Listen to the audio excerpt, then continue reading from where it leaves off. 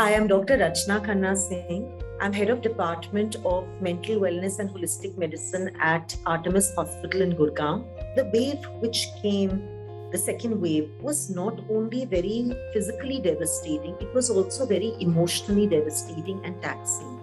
It was a time when all of us went through a lot of lows because all of us lost somebody or the other in our near and dear circle.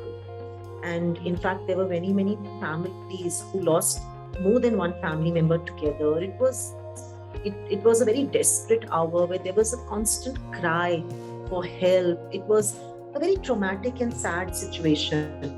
But the truth is, hard truth is, now we've come out of it, and it's time for us to get back into the reality of life again.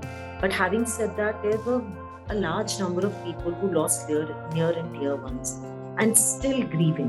It was a very sad time because we could not even mourn or grieve properly. Everything just came down to a Zoom call, whether it was even a prayer meeting or it was even sending a condolence to a friend or a relative.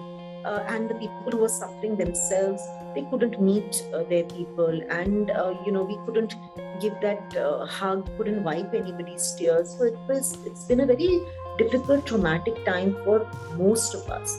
So when we talk of grief, what is it that we really state? So grief is described as the intense emotional and physical reaction that any individual can experience following the death or loss of a loved one. So that is what grief is. Now, grief can look different to different people. On an emotional frame, there can be a lot of sadness, anger, longing for the person. You can face a lot of anxiety, bitterness also, as why did this happen to me? Why did my person go away so early? Detachments, and we could be very preoccupied with the loss all the time, unable to come back into normal life, unable to enjoy our normalcy of our life,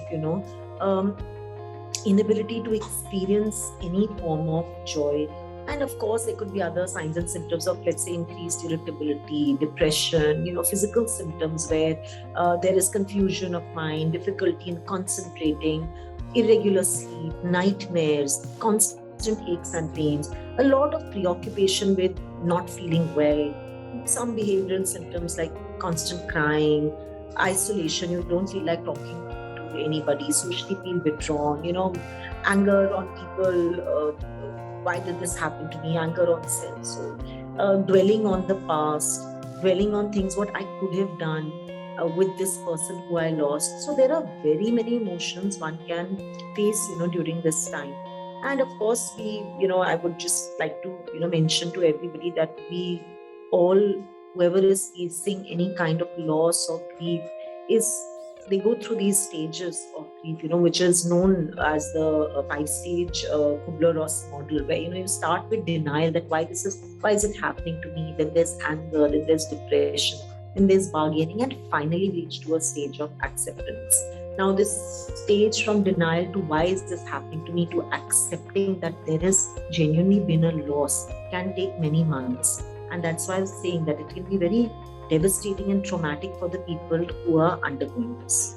So with all of this, one can experience deep sense of anguish, anxiety all the time, getting up with the sense of anxiety, this constant feeling of ghabrahat, not feeling well, low moods. All this can happen to somebody who is grieving. But let me tell you, it is very important to allow a person to grieve and mourn also. That is why in all the religions you give, either a 12-day or a 13-day period where you allow the family to grieve, express what they are, grieving, express their loss, express emotions about the person who they've lost. So all this is an entire process which, unfortunately, because of the pandemic, we were not able to have in the proper way. Like I said, that even prayer meetings unfortunately got reduced to a Zoom meeting, and even you couldn't even go and give a hug to your friend or relative who lost somebody. So this has obviously caused a deep sense of anguish, isolation, big trauma on the mind as well. So like I said earlier also, effectively we all need to come back to normalcy in our lives. So how do we get freedom from the mental distress of the grief? So please understand, if you yourself are grieving, do take out some time for yourself, acknowledge your pain. The important thing is to acknowledge it. Don't fight with your feelings. Be gentle with yourself. This is the time you need for your own healing, and it's required. Seek support of loved ones.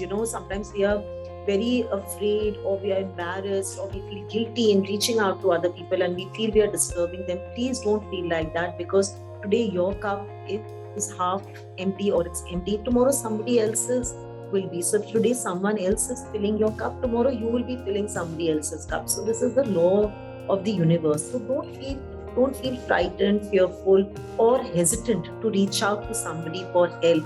To talk to somebody. And then of course it's very important, take care of your physical health also if you want to come back into normalcy. And take up any activity which you enjoy, or anything which is significant for you, or even something which reminds you of your loved one who you lost. Bringing pictures together, pulling out pictures from albums together, listening to similar music. So you can create some sort of a memory for yourself also. And I would suggest, let them be happy memories versus sad memories. And another thing is, if you know that someone else is grieving around you, please approach them with kindness, compassion, and respect. Give them comfort. One important thing I'd like to share with everybody is, don't offer advice. At this hour, when someone is grieving, they don't want advice. They just need to vent out. They just want to talk about, their person who they have lost. So allow them the space, and it is nice, like I said, to talk of the happy memories of the one who has passed away. And another important thing is children. There are a lot of children who've lost their parent, or even their parents, or lost somebody in their family. They've seen grandparents and parents going away together. So it's very important to reassure them, to validate them, talk about the loved one, with them. And also it's important to tell them the truth. We have many cases where people don't know how to break the news to the children, so they have just told them that the person is unwell and lying in the hospital. Effectively, we do need to tell them the truth. It is important to promote healthy coping. Let them say their goodbye in their own way. Children also need to be left alone. It is important to allow them some amount of self-expression also. So that is what one needs to do, to give space, breathe, allow, and be a part of their memories with them.